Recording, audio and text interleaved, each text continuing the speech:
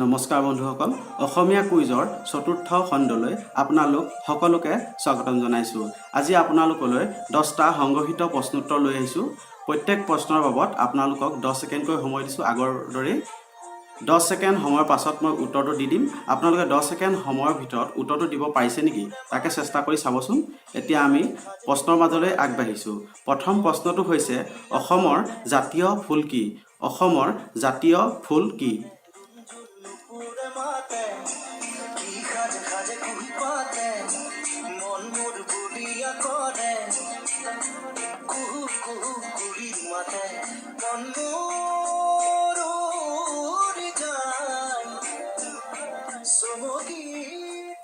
সময় শেষ হৈছে। ইয়াৰ উত্তৰ নিশ্চয় পাৰিছে চাগে। অসমৰ জাতীয় ফুল কপৌ ফুল।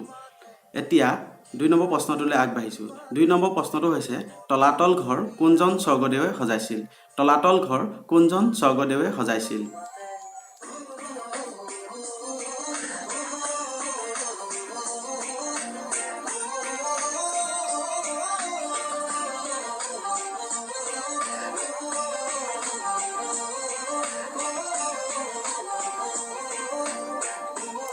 উত্তৰটো হৈছে স্বৰ্গদেউ ৰাজেশ্বৰ সিংহই। স্বৰ্গদেউ ৰাজেশ্বৰ সিংহই 1751 চনত তলাতল ঘৰ সজাইছিল।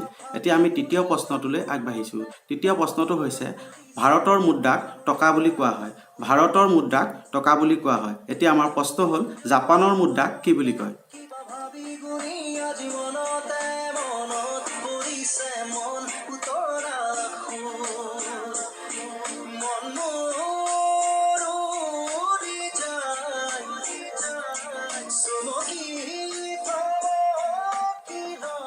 সময় শেষ হৈছে। উত্তৰটো হৈছে জাপানৰ মুদ্ৰাক ইয়েন বুলি কয়। এতিয়া চতুৰ্থ প্ৰশ্নটোলৈ আগবাঢ়িছোঁ। চতুৰ্থ প্ৰশ্নটো হৈছে ভাৰতৰ প্ৰথম নোবেল বঁটা কোনে লাভ কৰিছিল? ভাৰতৰ প্ৰথম নোবেল বঁটা কোনে লাভ কৰিছিল?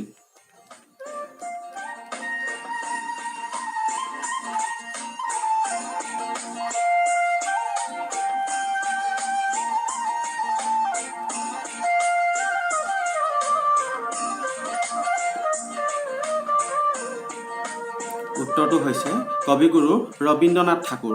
কবিগুৰু ৰবীন্দ্ৰনাথ ঠাকুৰে 1913 চনত প্ৰথম ভাৰতৰ নোবেল বঁটা লাভ কৰিছিল। এতিয়া আমাৰ পঞ্চম প্ৰশ্নটো হ'ল বল পেন প্ৰায় সকলো মানুহে ব্যৱহাৰ কৰে। এতিয়া আমাৰ প্ৰশ্ন হ'ল এই বল পেনৰ আৱিষ্কাৰক কোন?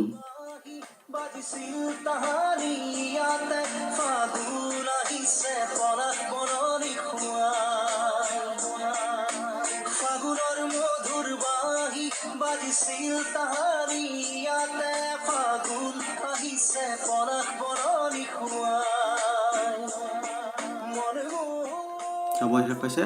উত্তৰটো হৈছে John J Loud. John J লাউডে 1888 চনৰ 30 অক্টোবৰত বল পেন আৱিষ্কাৰ কৰিছিল। এতিয়া আমি ষষ্ঠ প্ৰশ্নটোৰ দিশে আগবাঢ়িছোঁ। ষষ্ঠ প্ৰশ্নটো হৈছে অলিম্পিক খেল কেইবছৰৰ মূৰে মূৰে হয়? অলিম্পিক খেল কেইবছৰৰ মূৰে মূৰে হয়?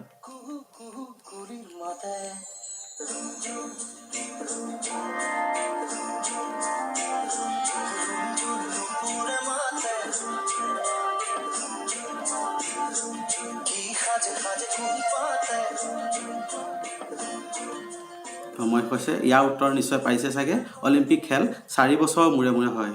এতিয়া আমি সপ্তম প্ৰশ্নটোলৈ আগবাঢ়িছোঁ। ভিটামিন কেৰ অভাৱত কি ৰোগ হ'ব পাৰে? প্ৰশ্নটো আকৌ এবাৰ কৈছোঁ। ভিটামিন কেৰ অভাৱত কি ৰোগ হ'ব পাৰে?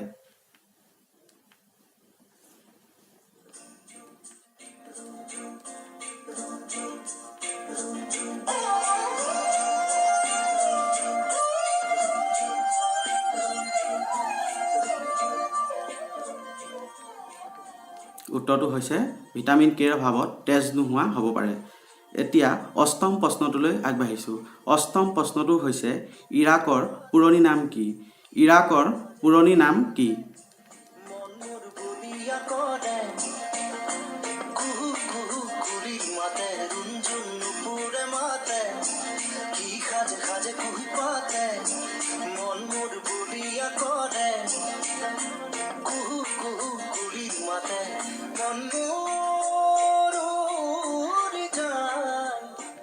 সময় শেষ হৈছে।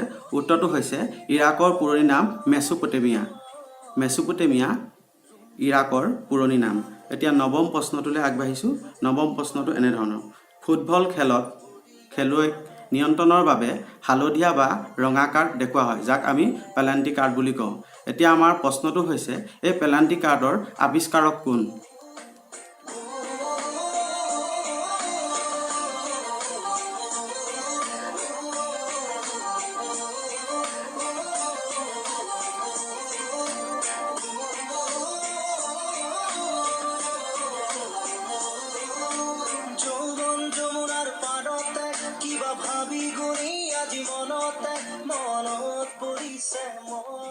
সময় শেষ হৈছে।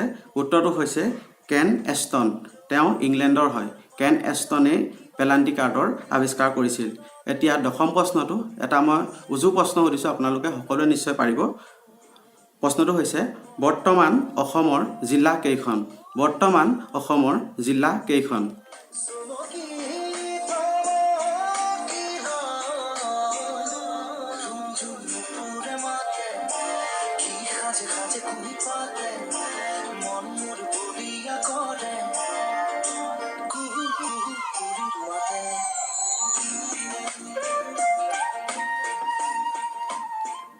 সময় শেষ হৈছে বন্ধুসকল। উত্তৰটো সকলোৱে পাইছে নিশ্চয়। অসমৰ বৰ্তমান জিলা 33খন। আজি প্ৰশ্নোত্তৰ ইমানেই। আগৰ খণ্ডত আকৌ লগ পোৱাৰ আশাৰে আজি অনুষ্ঠানৰ পৰা বিদায় মাগিছোঁ। যদি আপোনালোকে ভিডিঅ'টো চাই ভাল পাইছে তেনেহ'লে লাইক কৰিব আৰু ভাল হৈছে বুলি কমেণ্ট কৰিব। আমি আগলৈ এনেদৰে ভিডিঅ' বনাই যোৱাত উৎসাহ পাওঁ। আপোনালোকৰ মন্তব্যই আমাক বহুত উৎসাহ যোগায়। আজি অনুষ্ঠানৰ পৰা বিদায় মাগিছোঁ। পৰৱৰ্তী খণ্ডত আকৌ লগ পাম। ধন্যবাদ।